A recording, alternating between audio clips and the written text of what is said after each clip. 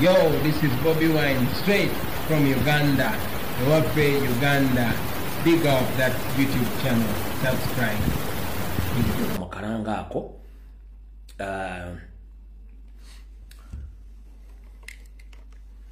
Ngai bagame tegena kubera security alert ne breaking news. Kando zanjala nsoka empiseewo.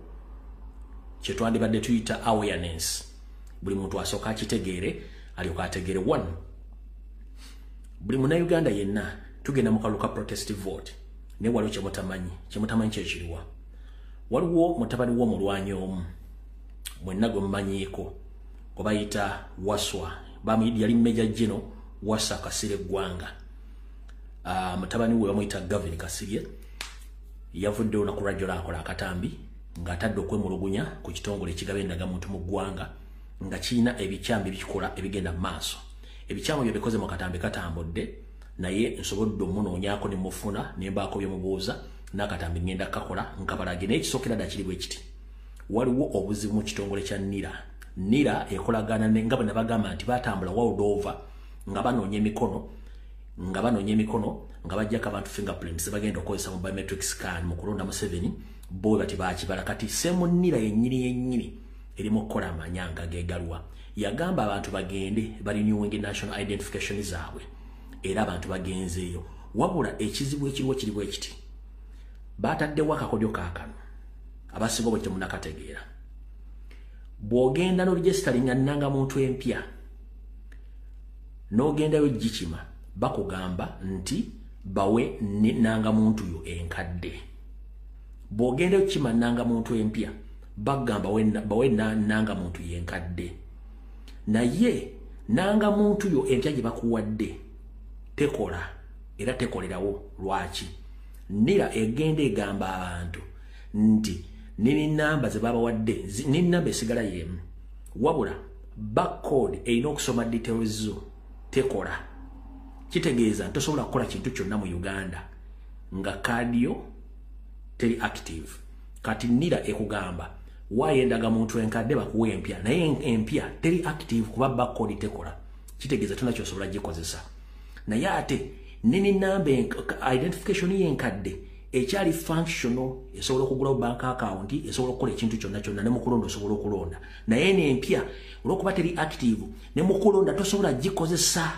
Ekivuunulwa nti zonna currently national identification ezifulumye zonna bw'ogifuna tosobola kulonda ng'ate owaddeyo enkadde ekyakola ne bw'ogiwaayo kiba kitegeeza bakuwadde empya tegenda kukola kati ne mukulonda oba bakuggyemu technical oba togenda kulonda. Wamu kitegedde bulungi nnyo kakibaddiremu. National Identification Registration Board eya NIRA mbaga bade batambula eggwa ensi yonna nga banoonya abantu okuregisteringa national identification musharinga video.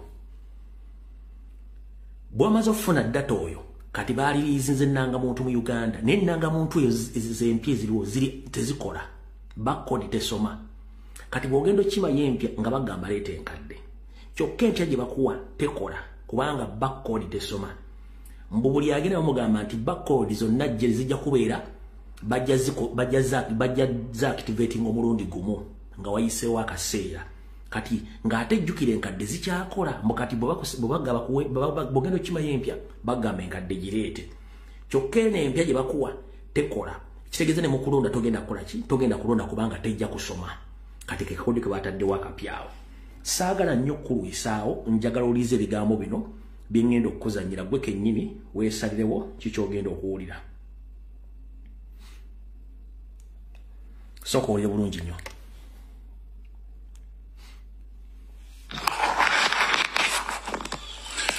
So sitera kubagamba kutambuza video naye eri crucial. In a video gitambuze kuba message erimu is very important come 2026 January 15th. Aba NIRA, they are renewing national IDs and for not chimanyi bulungi nyombu okurenewinga national ID kiyamba kinene nnyo mu kulonda because looza mbuno osobola okulonda nga tolina ndagamuntu. But waliwo ekigende maaso abannayuganda kyebadde batannabuusa maaso. Saa kati abanirwa batugamba nti tugende tupiikinge national IDs empya abo abeewandiisa, and I hope abasinga mwewandiisa batugamba tugende tupiikinga national IDs. But bw'ogenda okupiikinga national ID bakusaba national ID enkadde. Kyola bulungi nnyo, which is okay. Kitegeera nti okunsaba enkadde. Naye ekitali okay nti bagisaba ne bagisigaza. Now here's the thing. National IDs empya tezina kyezikola. Obeera nayo nga mpya naye even when you go to register for a SIM card bagamba mbu tenabeera aba activated oba barcode tesobola kuscanning and all that kind of crap. And eringa nga eri useless. One of the people I've talked to yatuukayo ne bamugamba nti tebanazi activating balinda bamale osi distributing zonna buli omu apiikinga eyiye balyoke bazi activating. Does that make sense to you? No. I have just one answer to that. Balinda tumale okulonda nga bamaze okukozesa national ID zaffe ze tubaddiza. Because here's the scenario, nti ojja kugenda okutuuka okulonda wagambe mbu waliwo eyalonze edda mu linnya lyo nga tomanyi how it happened, naye because wazayo national ID enkadde ne bakuwa empya tekola naye enkadde ekola. Take note, enkadde ekola. So tubeere babuufu, tubeere bagolokofu. National IDs, if possible, if there's no urgency, nkusaba genda opiikinga national ID empya ng'okulonda kukoze eki kuwedde. Kuba bw'ogenda kati n'otwalayo enkadde bagisigaza nga ate yeekola, and for no reason, because bwetugenda okupiikinga passport empya enkadde bagikubamu obutuli ne bakuwa empya ng'ekola. Bwetugenda okupiikinga driving license empya bagikuwa enkadde ne bagikubamu obutuli ne bagikuddiza. National ID tebagikuddiza. So we are asking ourselves, lwaki national ID enkadde temugiyinziriza? Mugikubemu obutuli mukole ki? Mugiyinzirize mumpe n'empya. The only explanation now eriwo nti mwagala kukozesa national ID yange okukola mmwe bye mwagala, okitegedde. Nze that is the only reason as to why you're not giving it back. So terms of VDN bw'oba osobola totewaana tomala buddembe ogenda kupiikinga national ID empya, lindako okulonda ku ggwe ogenda opiikinga national ID, because the only explanation eriwo nti baagala kukozesa national ID zaffe okulonda tutuukeyo mbu twalonze dda nga ne gwe twalonze tetumumanyi. Right. Ekyo kiwedde. Kati bwe mmaze ne munoonya to confirm his words, kino kyaŋŋambye. So yesterday nasanze incidents. Apparently national ID empya registering a SIM card, and one of the people managing okubuuza abanirwa gwe n'adenyoga naye bamugamba nti national ID bagenda ziactivatinga nga bamaze zidistributinga zonna. So nesigadde nebuuza onzigyeko national ID yange enkadde, kuba bwe natuuka ku Airtel nga national ID enkadde ekola ki? Ekola. Enkadde ekola. N'ate empya bw'empya tekola barcode tebagisoma. And I was asking myself, lwaki nerebeega national ID etakola omuntu n'omugjaga ati national ID ekola ki? Ekola. So waliwo omulala yangamba ye yagendayo ne bakola ki? Ne bamusaba national ID enkadde. National ID enkadde sikola ki? I'm not in possession of it. Naye naka slip kange ke neewanisako akalaga mbu no nze nanyini ki? Nanyini national ID. Naye akafaananyi kabeewo ku national ID omuntu oba omulaba. Ne bagenda ogimuwa. And beelemerako namugamba bajja namuyitira police. Nagamba wayi sijja kukola ki? Sijja kulembera ku national ID kantambula enveewo. Naye yasigala nvaawo agenda. Yeebuuza lwaki muba mwagala okusigaza ki? Enkadde. So it turns out nti it could be an isolated incident nti mulimu abasigaza oba mu butamanya naife point is to create awareness. Teri agent wa NIRA aina kusigaza national ID ya muntu nkadde aina kumukwasa mpya obenkadde akikuba mwaka tuli n'akikola ki n'agimuddiza omufuna bulungi nnyo. So that is where the gold is. Twebuuza lwaki bagaba national ID empya ng'ate tezikola. That is also an issue. Ate n'osigaze yange enkadde ekola ki yekola. Kati era weewuunya lwaki Simon Byabakama alinkinga data w'abaana ba member parliament ba national platform ba candidate n'amuguza ba NRM okudisqualifying aba candidate ba national platform okyebuuza lwaki. Kati wano wali okulina kukomba essowaani njagala owulirize bulungi nnyo. Buli munnayuganda yenna njala kutegeeza wawudoovu okotolensi yonna monansi abeera ne national identification number nga ye tegenda mu data wa muntu mulala yenna. Waludova bannansi b'ensi zonna abalina passport, buli munnansi alina passport ng'erina passport number okusinziira ku data we. Nkiddamu waludova buli munnansi gy'ali ensi yonna waludova buli muntu aholdinga passport number ye ebeera personal tekyuka. Ne bw'oba ogenda kukyusa passport batransferinga data wo ali mu namba eyo n'omuteeka mu katabo akapya nga ne passport number esigadde yeebo. Gwe buli muntu alina passport wano nga wakatambuza passport ezisukka mu 3 okimanyi nti olina passport numbers ezisukka mu emu. Buli passport gy'okwata Kampala bakuwa passport number ndala. Wali okyetegerezaako n'okiteeka mu bwongo obwo. Tudde ku passport enkadde ezaasooka. Walina passport number ya passport enkadde.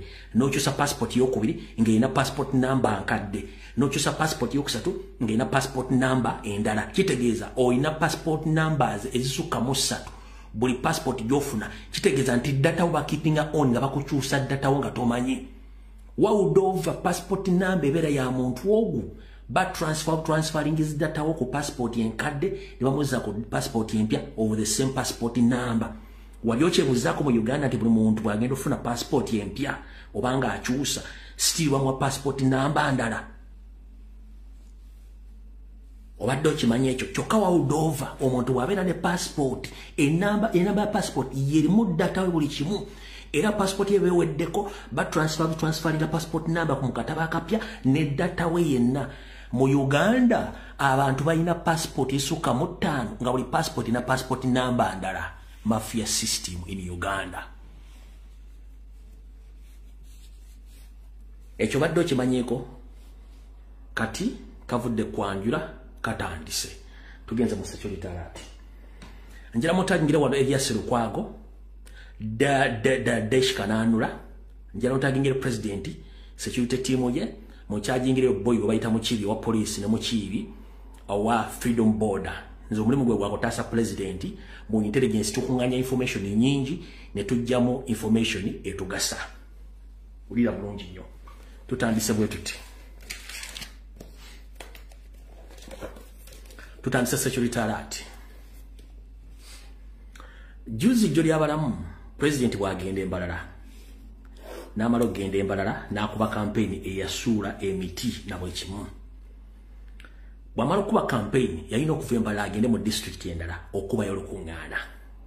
Wattu president ne banne tebaamanya nti bagenda kukwata ttiimu ye yonna. Wabula ku ttiimu eno ya president kuliko enkwezenge ekolagana state ebbanga lyonna nga yegende wa information bani abatambulire ku campaign trail ani mu kitundu kiji yakolera akavuyo okuzza omusango ng'enkwezenge newayo data. Yensonga lwaki ba comrade bonna babakutte buli omu bamututte mu district ya njawulo ng'eno enkwezenge emaze okuwayo information nti ono yakolera akavuyo egindi, ono yakolera akavuyo egindi, ono yakolera akavuyo egindi. Buli omu banga babakyusiza batwala mu district bakyajinga emisango ng'enkwezenge eno yewayo information. Kati Mr. President munnange ebyange mbyogera kate ng'omusezi agula essiyani ku lunaku lw'embala bakwata abaana bonna.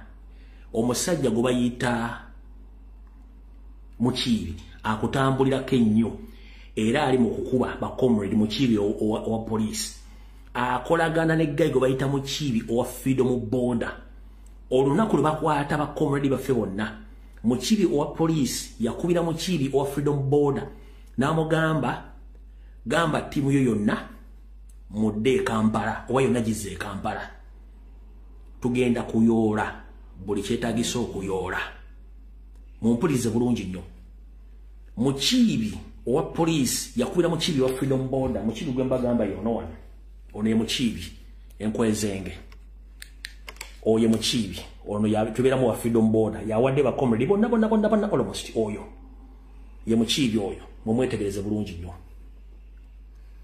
oye Mukiibi akolagana ne state akolagana ne Mukiibi wa police akolagana ne Abitex akolagana ne Salimu Sale akolagana ne ISO ne Semwai oyo ye Mukiibi wa Freedom Border atenga nabagamba dda gayono yabadde ngali mu nkwe ne mukutandika campaign trail ono bali bamuwadde olukozinga accident president akoleki president afiremu yoyo Mukiibi bwadde mujja kumbuza ekifaananyi nga temukirina yoyo Mukiibi yennyini era wano mu katambi kano yono wana agenda okwanjala engalo Kamalo Kagaziya wano mu kifaananyi yoyo ayanjala engalo ono oyo yoyo wano yoyo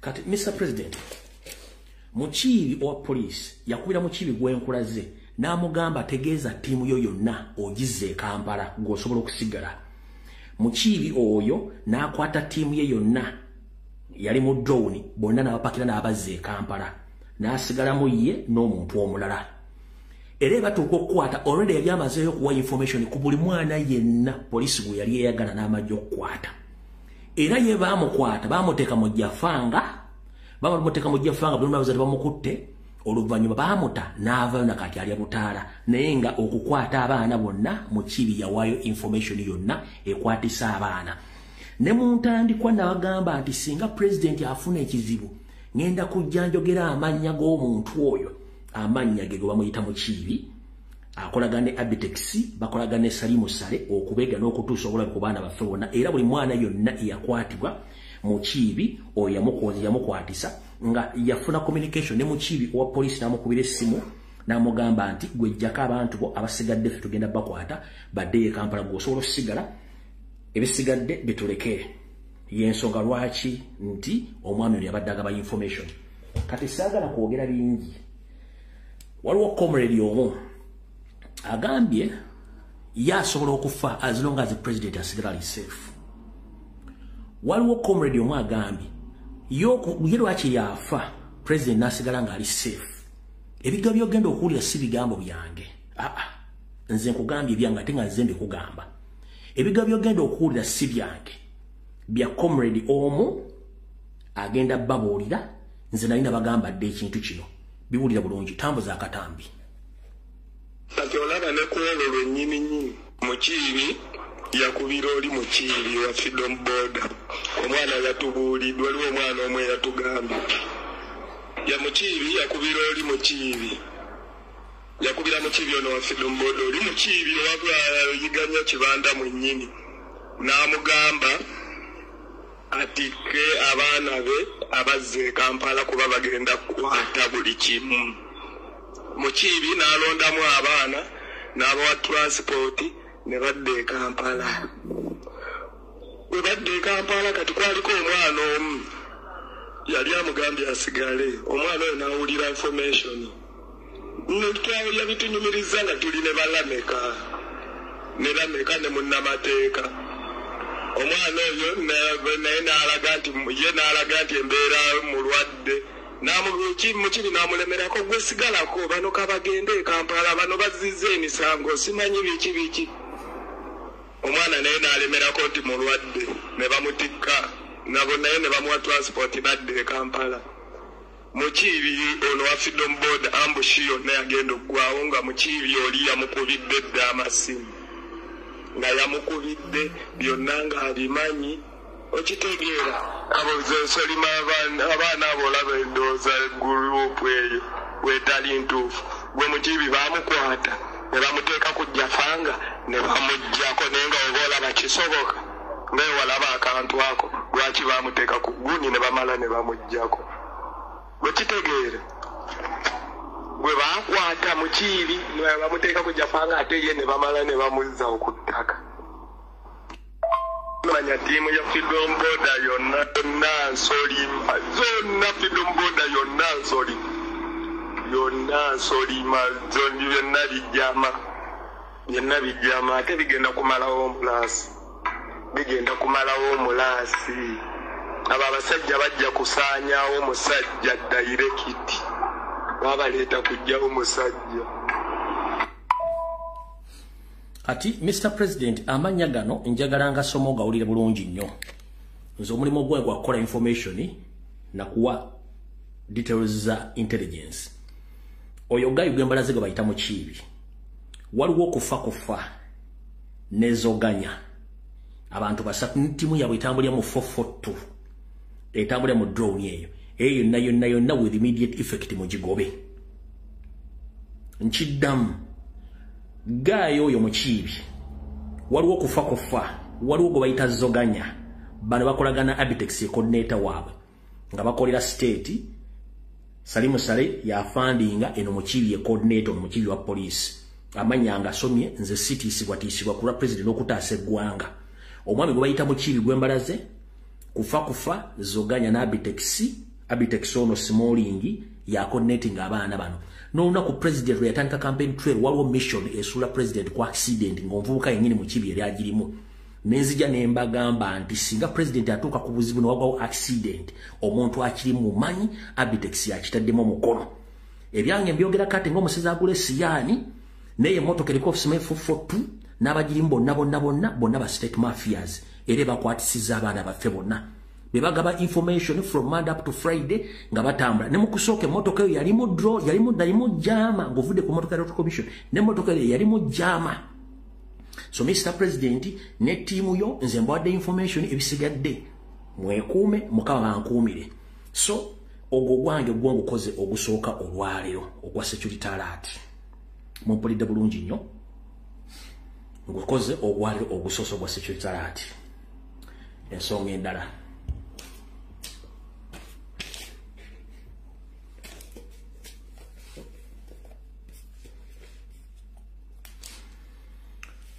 Onaku lwajjo bwe nakoze live ne bagamba nti twetaaga abalooya abalina okubeera ku kirebe kya Electoral Commission babeerewo nga bagenda ku representinga buli candidate waffe yenna gwe baagala okugyamu olw'obuyaayi obuli ku Electoral Commission. Wabula sinafuna reply okuva mbeera yogenda bannamateeka otherwise kikyagenda mu maaso ate kikyagenda mu maaso.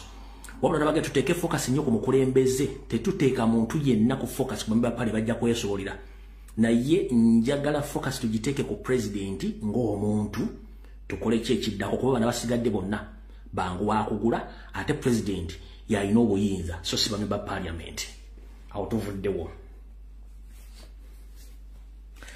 Olwaliro guweza omwezi ne wiiki emu bukyanga nzija mbagamba nti Salimu Sale ng'ayita mu kitongole kye Wealth Creation bakwatagane MTN okugula enkuuka nembaga bagenda kikozesa nga political statement okwambaza abantu bonna yero ekyo mwakifunako information mukimanyi bulungi nnyo nenvawo nembagamba nti Salimu Sale era yawe instructions CBS ne BBS obutakyaza muntu yenna wankyuka dadda ku CBS abe Mukiibi receiving sente ne mukama we Kawoya Mwebe saako ne Sanoga Mulengeja obutakirizaako muntu yenna wankyuka ka president okujjako ku radio eyo kebere ku TV n'okkuba ennyimba zaakyangu ne baziwera nembagamba recently nti Medi Nsereko Sebuliwa siasa bamufumula ku CBS ne wayitawo ennaku nga 3 basooka bisirikira pressure ne bayitirako ne bakola ekibaluwa mbu yagenze mu medical leave yaweddeko kati genze mu wiki namba Medi Nsereko tanadda ku radio lwaki tanadda ku radio baagadde nnyo kulwanyisa information yange ne bakubira Medi Nsereko amasimu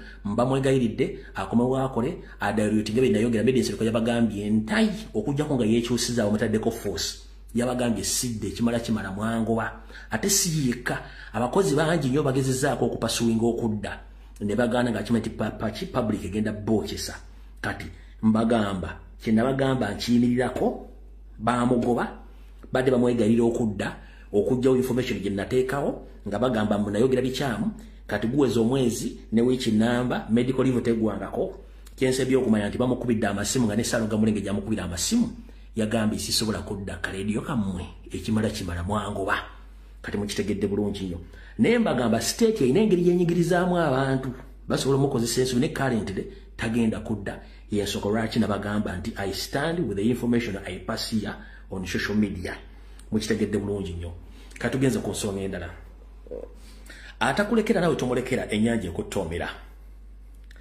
Saalongo Erias Lukwago ne munne Ssewanyana batambula bavumirira bali mwezo n'okumira ekibiina kya National Platform naye ate ne ssente zibaweddeko zibeekubya mpi mumpulirize bulungi nnyo wetwogerera olwaleero amawulire gengenda okuwa gali 70% accurate 30% kola investigations gali gatya njala tegeeza bannayuganda mwenna njala tegeeza Inspector General of Government nti bwe najja ne bagamba ebintu Lukwago byatunze buli omu yawuniikirira kati n'olwalo kamwabye oluvannyuma lw'okuba nti kampeyini zibaleega ate nga bakozi ba state ngera tegeeza eggwanga n'abayizi n'abasomesa board of staffs government Saalongo Erias Lukwago meya wa Uganda wa Kampala meya wa Kampala ng'akolagana n'olukiiko olufuzi n'essi lwonna nina obulumi okubategeeza nti batunze ekazi ndowooza 2 ne budesimal bugwamu ku ssomero lya City High e Kololo batunze ekazi 2 ne budesimal bugwamu ku ssomero lya Kololo High naye nga mu kutunda kino gavumenti temanyi abamu tebamanyi abavunaanyizibwa ku ssomero eryo naye nga ettaka lino Lukwago baaliguzizza dash oba dash kananula ku milioni 2.7 eza dola ku milioni 2.7 eza dola dash kananula yaguze wabula endagaano bakozesa mirundi ebiri endagaano esooka eraga nti yaliizi naye endagaano dash kananula gyalina eraga nti was a permanent sale naye waliwo disagreement between the teachers and the other stakeholders naye Lukwagalaga nti baalizinze omusajja ekazi bino bugwamu ku milioni 2 eza dola mu emitwalo 7 hard cash naye Lukwago empapula zagenda ku president zigenda kulaga nti baalizinze naye nga tamaze ku informinga government yatunze butunzi okuba nti baagala sente gwe wenna agenda okuwakanya information yeno genda ku City High e Kololo okebere obogende embabega w'ekiyungu gye bazanyira basketball dash kanana already yataddewo dda containers okulaga nti already agenda tandika okuteekawo emirimu there is a possibility either agenda kuteekawo kabondi oba ekintu ekirala kyonna ekyefaananyiriza ku nsonga eyo kati gwe wenna aliranye essomero eryo tukooye abeeyita abayigirize nga babba bubbi eggwanga lyaffe ene footage saagala kuwa information nga sikuwadde footage mwenda abamanyi City High Kololo mabega w'ekiyungu gye bazanyira basketball ono dash yataddewo dda ebintu byomwagenda okukolera business ze oba okuteeka ebintu bye saagala kuwa information nga sikuwereddeko evidence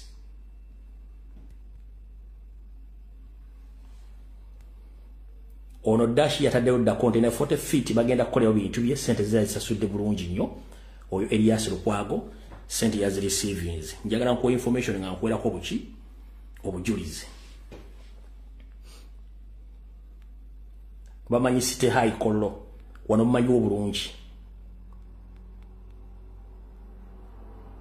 okitegera bulungi nnyo awo mumanyi obulungi nnyo ono yeseebo omukulu yatunze ettaka ly'essomero yinaakola ebibye ekyo mukitegedde bulungi twagala tuveewaawo mu bwangu tugende ku nsonga endala bebe tulina mu Kampala eggwanga balitunda bali mawolo nga tebaagala boogerako ekyo ndoza mukitegedde ayagala ogenda okunoonyereza nga oli obbi oba oli munnamateeka oba oli wa poliisi genda onoonyereza zimaze okukuwa ki maze okukuwa information awo tuvuddewo Ajjoda bategeezezza nti oluvannyuma lwa parliament omwezi oguwedde ogw'ekkumi okuyisa obusiriivu obwasukka mu 2+ ne babuyisa mu parliament nga bwanyongereza y'ennyanja esoferi.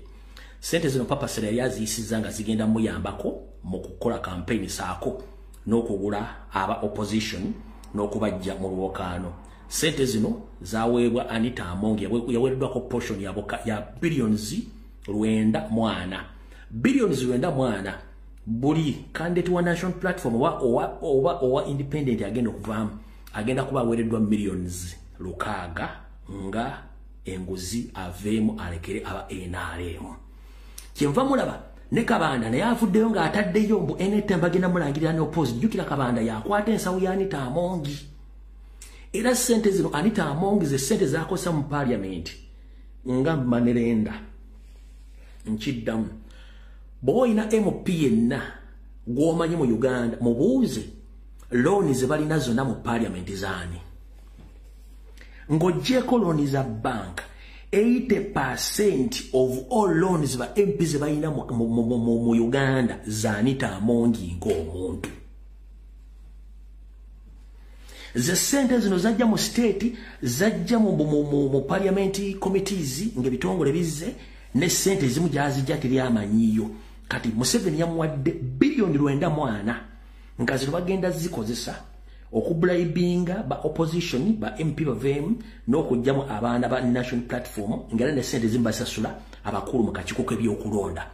Nkiddamu gwe tolowooza nti electoral commission buli muntu gwe nalifayinga aba tebafunye sente.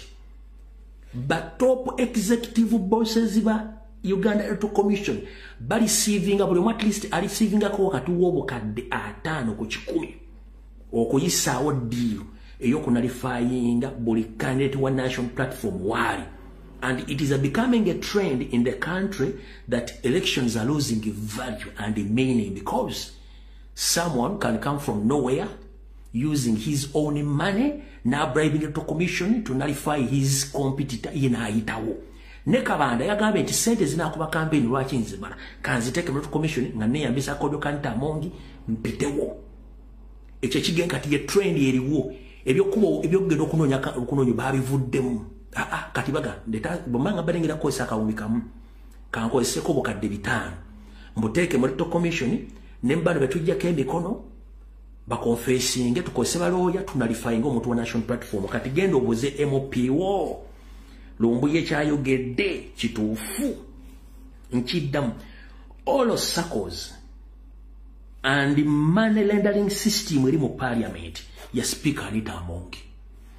Buli MP nali mu parliament Anita Among amubanja sente. Yensonga lwaki buli MP yenna bafukamirira speaker Anita Among azawu yabagambye talabanga yonsi nga bamemba parliament abana PhD abalina masters bafukamirira omukazi. Azawu yakibagambye nti yabagambye ekinyusi kiri ludda wa ekinyusi kiri wano ekinyusi we kiri muzamutegedde. Azawu statement gyakoze olwokuba nti yabawadde bu statement kati nze mbawadde deep analysis ku lwaki omukazi yafukamiza buli muntu ali mu parliament. Kati batalinako access mwe muli Joel Ssenyonyi amulabisiza emizeeje kati bali mu kukola ne Electoral Commission okunalifyinga Joel Ssenyonyi.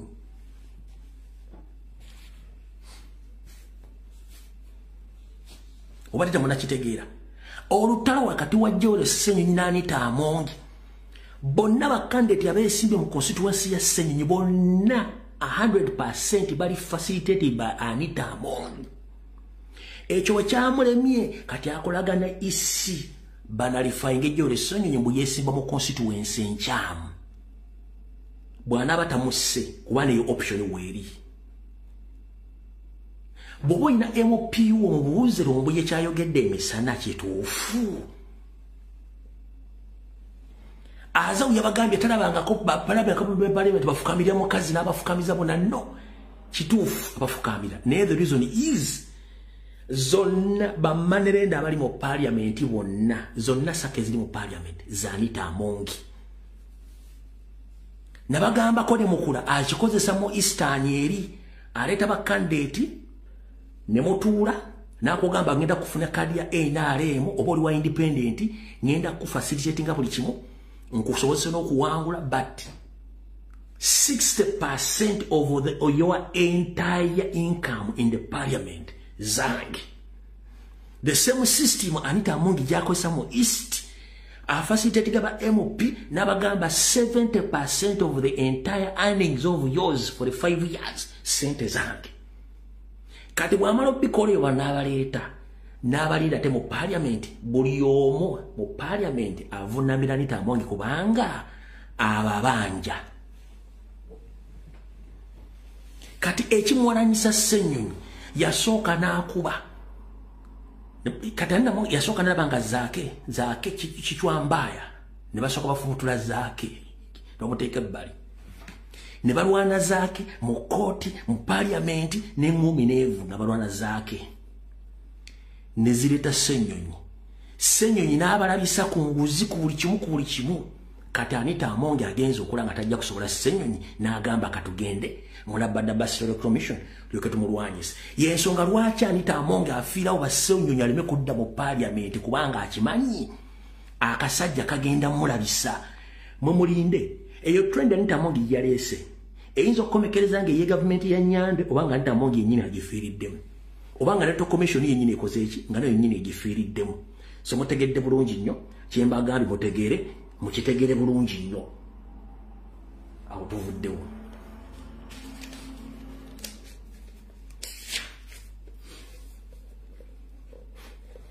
Ensonga endala buli Munnayuganda yenna wooli ng'oli indigenous ng'olinamu akasente mpuliriza bulungi nnyo. Buli Munnayuganda yenna wooli ng'olinamu akasente ng'oli indigenous oyinza okuba toyagala kundaba wabula wuliriza ebigambo byange. Sisitimu y'okuwavuwaza Bannayuganda enteeketeeke weeri nga bakozesa ba fraud stars abamu bimuyita ba public figures okubafera. Tubawonyeze ku musajja gwe bayita Luze Abraham obufere bwonna tubutaddewo. In fact mu mateeka amatuufu omuntu yenna nga convict tateekeddwa kwesimba mu Uganda. Kambere brief and precise. Gobadde okimanyi parliament ya Uganda almost 80% bameba parliament abane bonna ba convict. Wadde tebayingira mu komera nenga bonna ba convict balina emisango. Nenge etteeka ligamba when you are convicted or you committed any crime or fraud or anything against the law, you are not supposed to stand in any political office. Wabula njala kuga nti 80% of all members of parliament in the Ugandan parliament all are convicts. Ba fraudista, ba criminals. Wabula they can still stand. Kati nemukiriza omuntu fraudista omubbi convict mbu yesimbye okuba member parliament mu Kampala nemuleka tuwebuza lwaki bamuwa airplay ku TV ne ku radio. Kokimanyi nti esigibwa agenda ku TV yonna okwogera oba nalukoola oba ani yenna wenkyukakyuka bw'atandika okukuba system ya Museveni nga TV gatugenda mu bulango. Njagala weetegereze waki etegerezaako nti TV bwe kubaako omuntu wa national platform nga akuba nnyo nga bagamba katugende mu bulango. Waki etegerezaako nti luzze buli TV emuyita ne radio naye bw'abaakuba Kyagulanyi oba alina ebibooziboozi byayisaawo TV tezigenda mu bulango kebere radio. Babateze ekintu naye nga mufere gwe babateze ali awo. Oyo guy is not even supposed to step in any public office or in any TV or radio station because he's a convict mufere. Kati babazimbidde abafere mwemulowooze nti abantu abo balungi bali bazimba abantu bagenda bakola diversion messages okwata public amaaso ku bintu byayogera kuba ne byayogera byennyini bini bisobola omusibya. Kati mukitegedde bulungi nnyo ekintu ekyo. Kati kansooke mbategeeze Bannayuganda gwe wenna Munnayuganda ng'okyalinamu akasente kuuma akasente lwana bulwanyi gavumenti eveeko onokufera. Gurupu y'omuvubuka oyo Luze Abraham ye gurupu yemu eya Hassan Bulwadda. Gurupu group yemu eya Hassan Bulwadda, same tribe, same characters, all support NRM and all are certified by Salimo Sare. Nchidam. Tuno gendo no nyeruze Anders, gendo nyeruze Abraham. Ogende ononye Hassan Bulwadda. Same people, same characters, same tribe, although they call themselves Baganda, these are Baganda mania. Bonna ba fraudista bafe. Wabula balina convincing language. Nga bayambibwako state okufera ba indigenous okubatwalako sente zaabwe nga tewali wogenda muwabira musango gwonna. Saagala bakutwaleko akasente ko. Saagala bakubbe nga tomanyi state yeteeka abantu bano mu public bababbe n'ekirala. Mwagoberedde nnyo trend eya adverts ezigenda maaso mu ggwanga ku social media aba promoting business z'aba state mafias.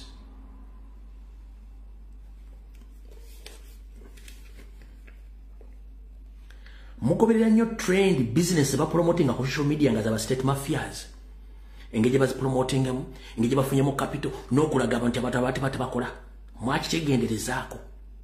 From nowhere you naga nti bondi ye motoka. From one naga nti na restaurant wait. From one naga nti zintu ndeteka wait. From one naga nti nina business wait. Ne motoka wait. Mwache tegerezako. Ebyo na babiteeka mu system ya dictatorship. Okulaga abantu abalala. Nti the world is okay, the country is okay, economy is doing well, people are getting money, people are getting rich, but others where baba sikiriza mwe namwe kubateeka mu katego keekamu okuluza ne musobola okugaggawala. Buli kimu kye muyina mu kyono ne mu kitunde nga mugenda competing nabo. There is no any proper indigenous Ugandans who can open up a business in Uganda current and you succeed. It is impossible. But the state facilitated agents, they can open up business even though they make losses or they do what? They still operate because they are under the project of fooling the Ugandans that everything is okay. But the indigenous Uganda ntusobola kugula business ku Uganda negenda maaso. Kati wuliriza. Mazo kusomera oluze Abraham. Tugenze ku Hassan Bulwadda.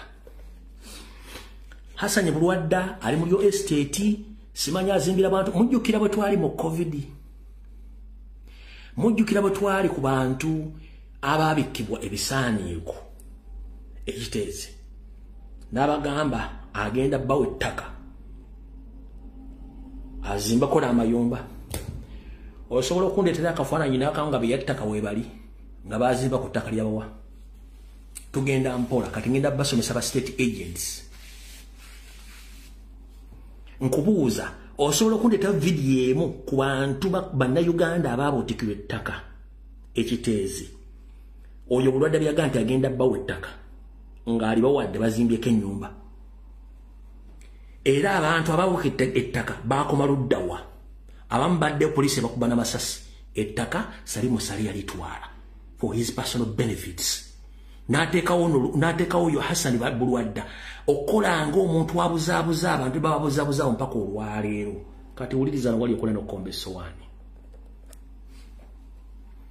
We twogerera olwaleero omuvubuka ono Hassan Bulwadda y'omu ku bamafiya ba gavumenti abafera abantu ba individual ne befula nti balina ssente kumbe bakozi ba state.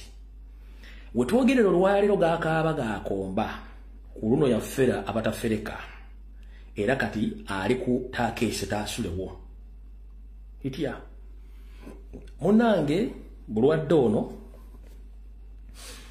ng'agenda akolagana ne Jovia Sale ne Kereni Kayonza. Jovia Sale mukyala wa Sale gwe mumanyi yenna. Kayonza Kereni naye alina oluganda kuki ku First Family. Amanyi Kereni ye mukyala eyalina company gye bayita Aska Security yatwalanga nnyo abaana e Bulaaya.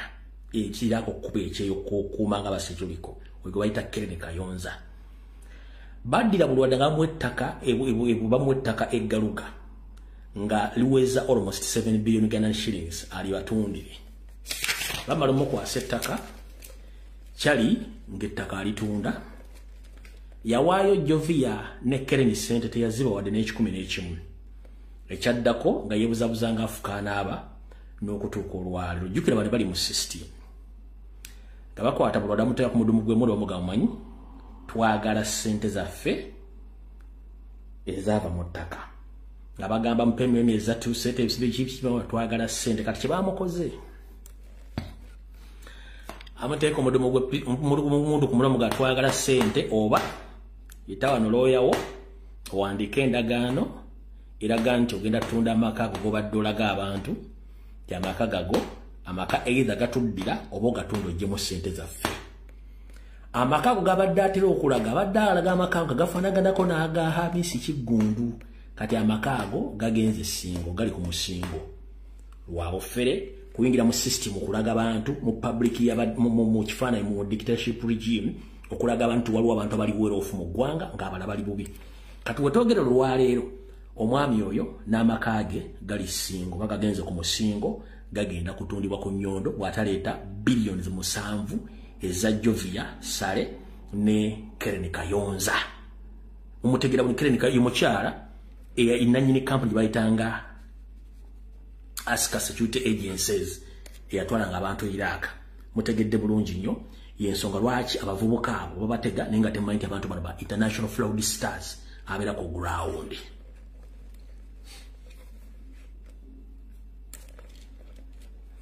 mukitegedde bulungi nnyo awo tuvuddewo katugende kwene ensonga mutaginge president timu ya security yonna n'eyamawulire Mr. President wonna woli banna Uganda mwene mutukole emirimu gyemmwe ku social media ba YouTubers abenkyukakyuka n'olufuzi olukyuka na national platform oli bulungi nnyo essaawa yonna kye tuyita very soon or anytime from now state ng'ekolagana n'abasajja okuli Ddamulira abakitongole kya Ssemwene kya ISO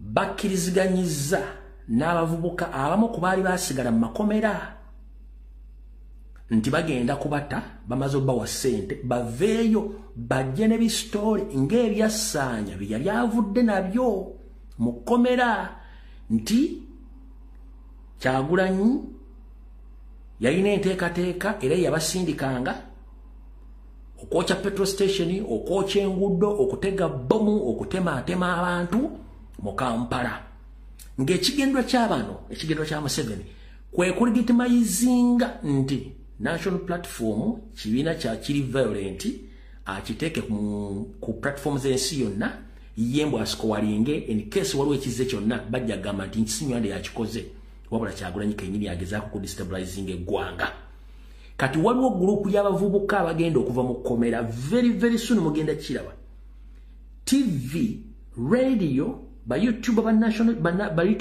Advance Movement ne ba TikTokers bagenda kibuukira bagenda kiwa eyapule n'olwokuba nti ndinadibanga Pro Max Eva mbeera maaso ekyo kisazaamu olwaleero eyo ddiiro cancelled nkiddamu ddamu lya Christopher Ssemwai ISO poliisi amagye ey'emboozi ngisazaamu wano cancelled kuba kati tekyakola makulu naye nga kibadde kigenda kujja kibadde kisukka nnaku 3 okuva kati buli kimu bakiteeseteese video recording zibiki byonna nga Ssaanya bwe yajja ne banne abagamba nti ffe batusindi Kyagulanyi yatugamba tukole bino era tiimu ebadde emaze okukola ki okuweebwa ssente n'okuwa script bagenda obyogera naye kati olw'okuba nti nze ndi naddibanga Pro Max kano kabeera kati noteekamu akasaze n'oddamu n'osazaamu bwoti eyo mission closed TV gye basasudde radio blogger YouTube okujja okuzimba emboozi emboozi yonna maze ogikola ki maze ogiteekamu musenyu n'amayinja mugiziike tekyakola wano kubanga olwedde tutegedde abaana abo naye nga mulimu abaaganye badde batuukidde Bob Yang n'abagamba saagala kumanya tebatuukirira Machete n'abagamba saagala kumanya waliwo n'omusiraamu omumwe gwenkyanyiriza yeyaganye kati abasigadde abatono bo bakkiriziganyizza n'ennyambira y'abalwadde ssente naye nga nze bwe ndi naddibanga Pro Max ebyo nambidibaze kati bikomyawo byonna mbidibaze kuba ssente zadde ziteereddwawo nga buli kimu bagenda kiteekawo okuba nti bagenda kuleeta abantu abo bakole ki boogere wabula waliwo n'abantu abaali bali ku ttiimu ya president ya security abali mu makomera be batuukiridde nga babaagala baveeyo at least omu ku babiri nabo bakonfesinge nti bakomredi bali bebagambye okwogera bituufu nnyo olwokuba nti bano babadde close ne president kijja kuba kiwa legitimacy statement z'abali abagenda ofuluma nga boogera bakomredi bano bakyabaperereza okubeera mu kintu kino nga baliko ku security ya president nga bali mu makomera baagala bakozesa nsobi kola kintu kino so kambi batereze bulungi nnyo. Today is 18th of November 2025. I'm here to inform the public that the state operatives on orders of Museveni and Christopher Damolira, the head of crime intelligence, they are in preparation of staging or parading some NUP supporters who were jailed some years back to come out to blackmail His Excellency Kyagulanyi Ssentamu that they were arrested in the course of causing chaos in Kampala as they were instructed by Bobby Wine. But unfortunately, as we speak right now, that statement doesn't make sense because previously, the same state used some of our comrades to come out to blackmail His Excellency Kyagulanyi Ssentamu, the likes of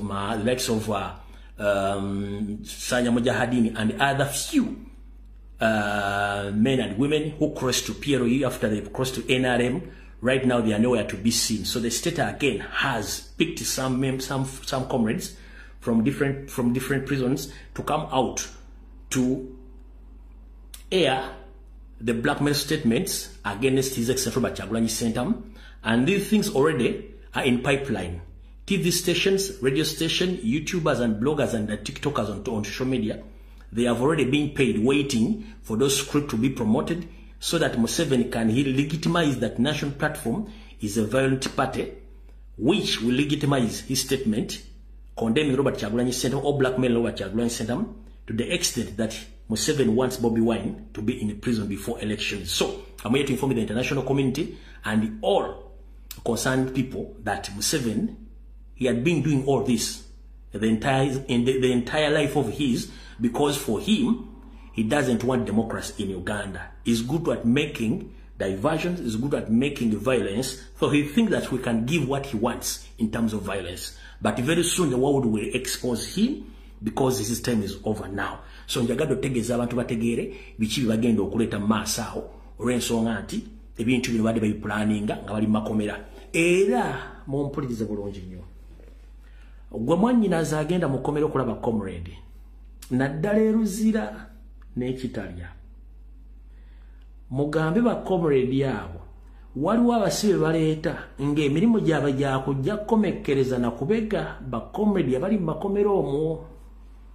Nkiddamu mugamba abasibe baffe mugenda okulambula nti waliwo abasibe baleeta ng'abajje mu public ng'abantu bali tubamanyi ng'omulimu gwabwe gubadde gwakubega. Nga nze bwe sinywa guteeka ebigambo byogera nga bwe biri.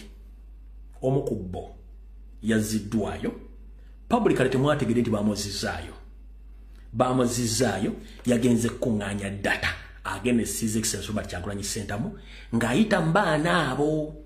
Gwe noonyereza omuntu abadde ng'akwatibwa n'asindikibwa eruzira n'abeero n'akomawo n'akola obuvuyo n'akomawo yazziddwayo era ali luzira but public tekimanyi. Public tekimanyi yoyo mukubadde bakozesa okukola ebintu ebyo. Mukitegedde bulungi. Public tekimanyi naye yazzeeyo. Nze okusinziira ku sources zange mu bitongole ebyo saako ne mukomerero zibange nti ono tumumanyi n'abamakomero banyi bamanyi mission gyaliko. Mumutegedde yogerako mumanyi bulungi nnyo. Nakati munnamulabako waali yazzeeyo gyali mu kkomero bamuzizaayo nga yagenze ku data collection n'okufuna information okufulaminga gye bagenda kufulaminga president yazzeeyo gyali mu kkomera. Babatwala ekitala babatwala ebizira we batambulira awo okola komiko. Sharifa nanyumyanga naawe yazzeeyo gyali. Sharifa agobera information yazzeeyo bulungi nnyo. Mukitegedde bulungi nnyo. So kati mutegedde information njagala TV za Uganda radio ba YouTubers bani mwenna mutegeere nti mission gye badde babawadde cancelled era efudde sente muddeyo muzirye fugwa ffe tugukoze gwa ku exposinga. mukitegedde bulungi nnyo kati byebyo information gyentadde tugende tukyagenda mu maaso.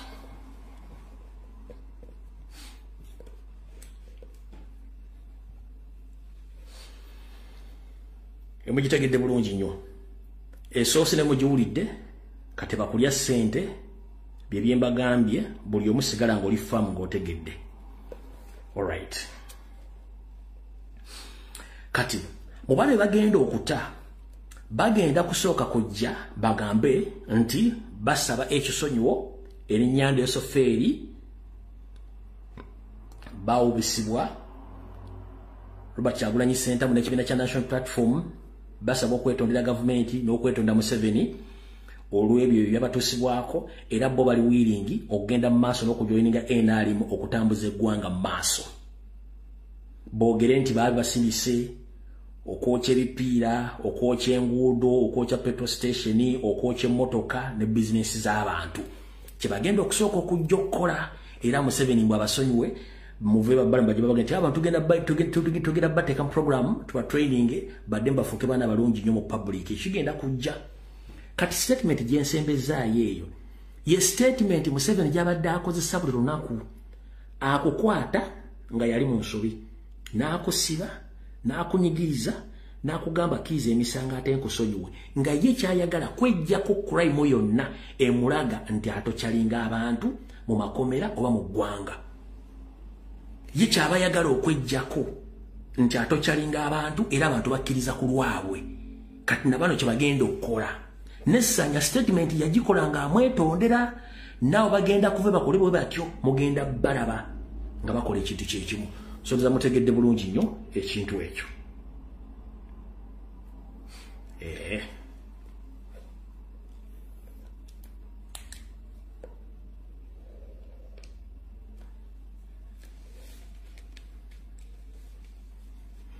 Awo tuvuddewo.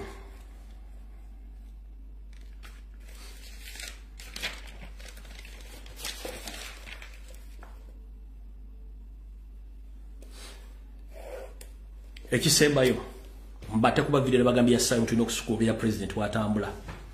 Ekisembayo kye kino era njala mukiwulize bulungi nnyo. Buli muna Uganda wonna wooli wulira ebigambo bino. Tugenda mu kalulu ak'okufa n'okuwona. Nkusaba endagamuntu yenkadde togiwaayo genda okimeyo empya endagamuntu yenkadde togiwaayo. Mbasaba tugende tulonde in big numbers. Mbasaba tugende tulonde in big numbers. Wabula towaayo ndagamuntu yonkadde. Kisigaze tulwana na mulabe ayagala okukozesa buli kimu ekyetaagisa okukozesa. Amasomero yagajjako data, barefugee yabajjako data, amalolo yagajjako data, abasirikali yabajjako data, buli kimu yakijjako data akiina at his own disposal byagenda okukozesa. But unfortunately gayo ono nabagambi babookinga resorts ne babookinga hotels nga basomesezaamu abaana ba NRM bakada how to operate or how to use the biometric voting scan system. Wabula ba stakeholders omuli ba candidate omuli ebina by'obufuzi omuli buli muntu yenna agenda okubeera ku lunaku lw'akakiiko k'ebyokulonda tannasomesebwa biometric scan bwegenda kukola. Lwaki? Kubanga bakimanyi nti bagenda kikola temporarily nga bagiteeka ewantu neefa olwedde balina data gwe bakolektinga edda. Nabagambye ejjo tale ssente egenda okukwasaganya Kampala yonna eri Kibuli ku CID wewali data collecting center yonna. Ompulira bulungi nnyo kye bagenda okukola. So nno ebintu bino mbitegedde bulungi nnyo njagala mugende mulonde mu numbers wabula kyessaagala ba MP mbaleke bakola omulimu gwabwe era kye bakola bakitegeeza ne system gye baleese ba MP bono okuŋŋaana ogenda mu constituency by constituency okubirako ba comrade ekikopo mubeerenga mukimanye. Gye mba mugenzi ne musenga ba comrade nga baga balimu amakoona temufokasinga ku balimu makoona kubanga abantu Museveni yabaavuwaza.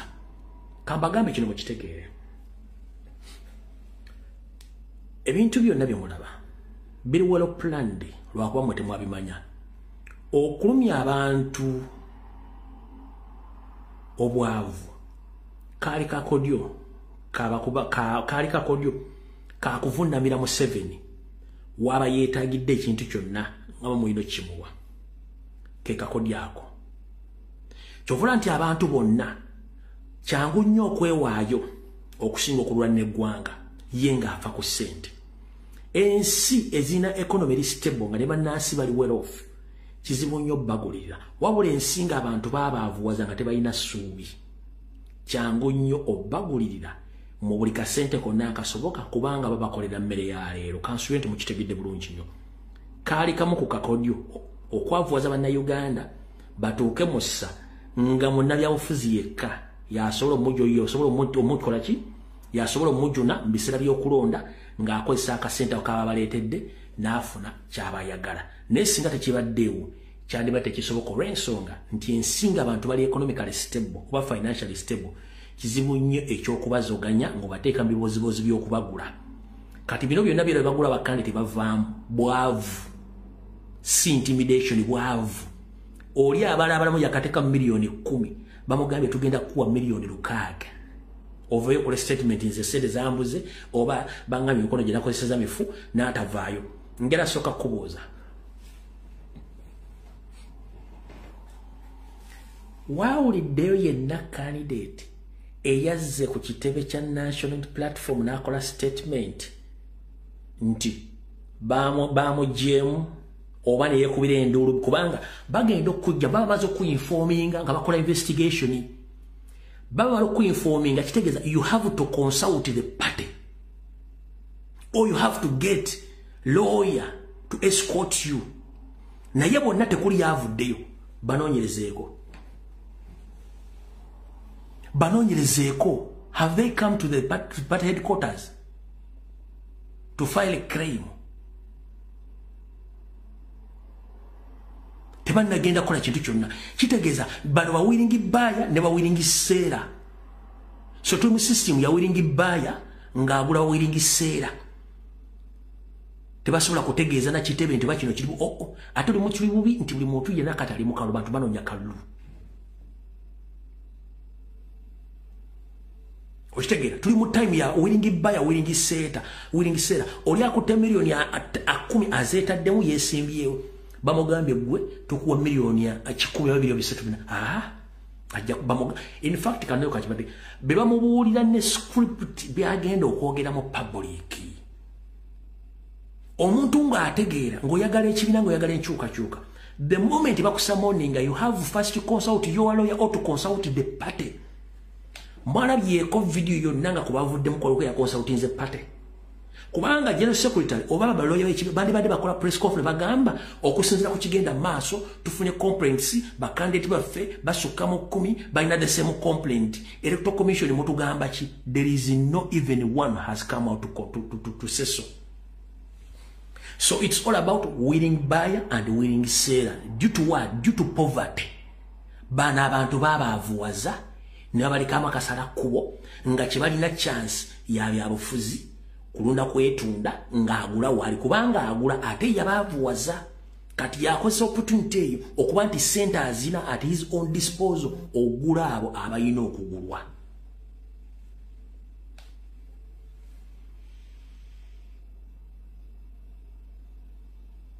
sofa nkubuuzizza walabyeyo omuntu yenna yazze ku kitebe omu babiri basatu bana nga balina joint bana same case nga batadde press conference n'ekibiina nga kiba backinze to find out kuba kyekibiina tekisobola kuva mu bbanga kola kintu ekyo nga abali ba concerns people bavuddeyo kwemulugunya but buli omu asinzira we you see according to electoral commission informed me that my signatures were not okay so have been withdrawn from the race. Even I've been suffering from the financial problems, so I can't continue with the campaigns. I'm withdrawing, so I'm very sorry to my supporters. The statement is about the same statements.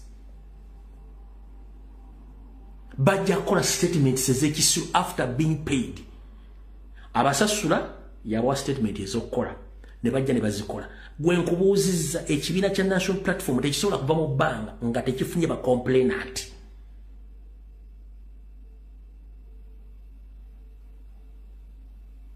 wabula ba complainant buli omu ayimirira mu kasenge ke wakolera video kubanga willing buyer waali system yogenda mu kalwako amazima takaagala akimanyi nti he can compromise the people because they are poor ajja neseraga ozitwala batuzitwala so yeyo banange president alimo trail information nje wawadde eno video eri crucial nnyo mu gitambuze bwensoka kuwa nombanjo na mukama bankumire tudde tugobere campaign trail president weyasuze mwalabye mu Serena ebyabadde byonna mwabirabye weyasuze bwe tubagamba nti Uganda yeetaaga enkyukakyuka mudda mu kuseka bwe tubagamba abantu bajja mu Kampala tebaagala kuvaayo nga mudda mu kuseka imagine bwebanga ye best hotel yabaddewo mu katundu omuntu bwajja Kampala asobola okuvaayo nkubuuza president weyasuze bwebanga yebadde best hotel wa best room wa best lodge nga ye mu katundu ako omuntu bwajja Kampala asobola okuvaayo bulijjo mwebuuza lwaki abantu tebaagala kuva mu Kampala because gye bava wabi si wabi nti baagala wabeere wabi no those people were neglected were neglected by the system enkya bwe nabanzize ngenda kola program ng'esinzira ku video abasajja abalaba gye mwalabye ejjo maama we ng'afudde ngenda banyumiza story mujja tegeera ensi kyeki enkya video ngenda okola egenda kubesinga kuri yo story nga besinga ku video abasajja abalaba gye yafulumiza byabagambye nti yafulumiza miliyoni 6 eza euro teziri miliyoni 2 no sente nyingi zinjirako mu miliyoni 15 plus yabadde anoonya mutima gwa maama we w'emyaka 8 asobola okubanga waali kati gwe kafenyere bbuga lya RBC ng'olina bode organic failure nga n'omwezi tosuza kakadde will you manage the situation in Uganda oli basajja balaba yakugambye spendinze miliyoni 6 eza euro nene kigaana nenga that was a big lie information engineer ganti yaspendinze miliyoni suka mu 2 eza euro bamuferedde South Africa bamuferedde UK bamuferedde Germany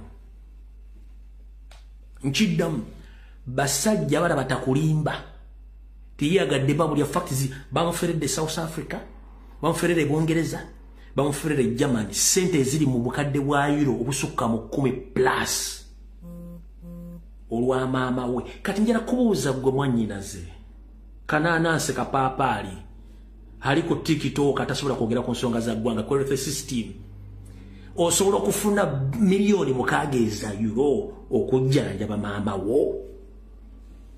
He said 22 million euro yabalimbi sente empitivu ze bamufeze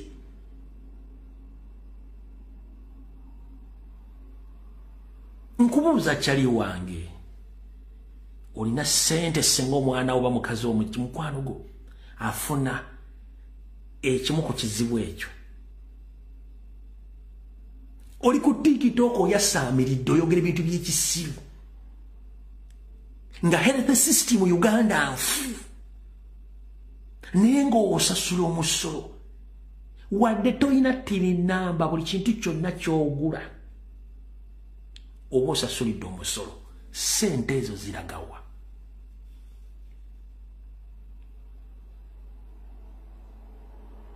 muŋŋambira abavubuka abira ku TikTok okudda mu kebera amabina obina bw'abakyala okuzina challenge biki tuli muri yo life kati era teryagenda bogera bigambo bino mwe mulina biyogera fe tubayambako buyambi ate teri kino manga nkuusiri etayina wadde ekijiko ky'ettaka etayina wadde wekalubanga ekyapangisa nga n'abaana tebasoma tayina na mulimu wabula state emu obusente okujja okwasamirira ku misleading abantu mbuze siri mu politics tankwatako nga bwalwala wana akataago oba alwadde syphilis oba gonorrhea oba afunye mukenenya ng'empeka gavumenti ebyo zimugula nga tasobola zimugulya ng'ali awo asinika ebinyo politics tankwatako nze era tebinkwatako bwalwala balina mutu wala kiruddu ani avunanyizibwa ku kiruddu government bwala balina mutu wala kawempe ani avunanyizibwa ku kawempe government ani avunanyizibwa ku mulago government ku ssente zaani ez'omuwa omusolo video ngenda jiba encha program jengenda okukola egenda kubeera ku real facts ku health system ya Uganda nga ngenda kubesinga ku video abasajja balaba nkugambye gwe kyali wange osobola okufuna million euros yagambye mukaaga ne the fact is ziri million 22 bamugambye tekisoboka lwaki bamugambye tekisoboka bamugambye bati bamugambye yes you have money at your own disposal but according to European standard the health system of Europe we can't afford to treat your mother because she's already overaged. We can't. System ya Europe yonna omuntu waweze emyaka 8 obera off layer ne bamubuuza oyina mama wa dane health insurance nga mama talina atabanko na health insurance nga health insurance y'abasajja balabaze sente ziri zalina ewe mu kuguli mu andachi health insurance y'abasajja balaba jyadde alina ku mama we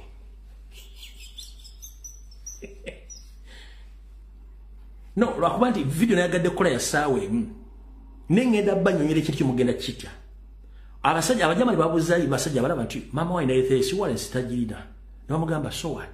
In Europe, tuina uniform system. Nti omuntu watayina health insurance atenga ali above 80. Tetusobola mokola ko organ transplant ne bwokolodya.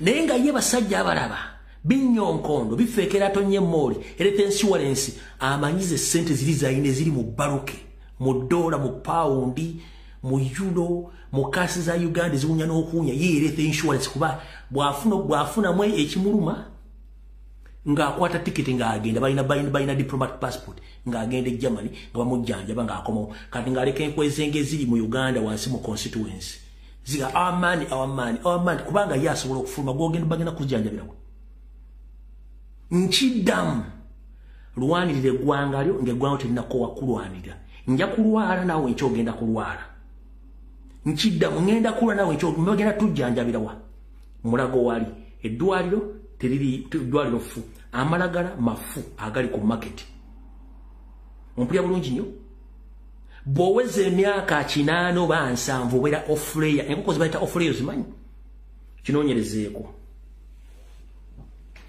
oba tokyali productive mu Europe bino sibagamba nti mbajerega the moment okulokinga emyaka 7 ku 8 mu Europe oba tokyali productive tokyava musolo tokyalina economic activity yonna gyokola government yeyina okukulabirira mpaka lwofa bafa nnyo ku baana bali myaka 5 mu 5 okudda wansi basobola muwa body transfer basobola muwa okumukyusa omusayo mukyusa ebitundu ebyomubiri byonna ne kasito sukejo obeera tokyalina you are off layer tolina kyogasa gavumenti okitegedde bulungi nnyo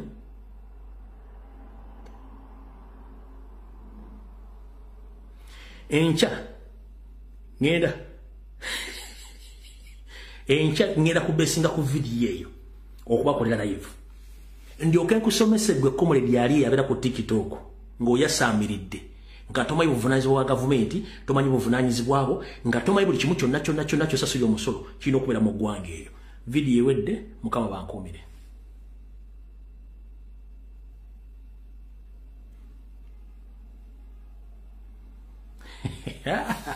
mukyala na nnyongo n'onsenywa tonnatuuka nkutumiddeko mukyala na nnyonga ndabula mukyala Evelyn baagala omugezi mutumiddeko ne bakomedi bona bali mu America bye mbagaye bannaye sivumye muntu mbagaye bituufu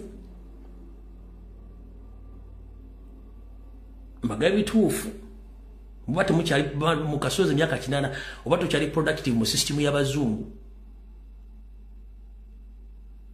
kuba tebajja kufuna musolo gavumenti ebexpendingako ssente mweraba. This is Bobby Wine straight from Uganda. Ewaffe Uganda. Big up that YouTube channel. Subscribe. Gavito mutuje mukujja mbera ku Ewaffe Uganda. So nawe subscribing ku YouTube channel yo olabe byakabiro nabyonna kyeki. Ene waffe tulunda tuvuba tuli matuba za twane katuko za ene waffe Uganda muganda ngebe tuba tukikuba I don't know oli waffe Uganda waffe Uganda mu Uganda tuba kuba Uganda blessings I don't know follow like ene waffe Uganda.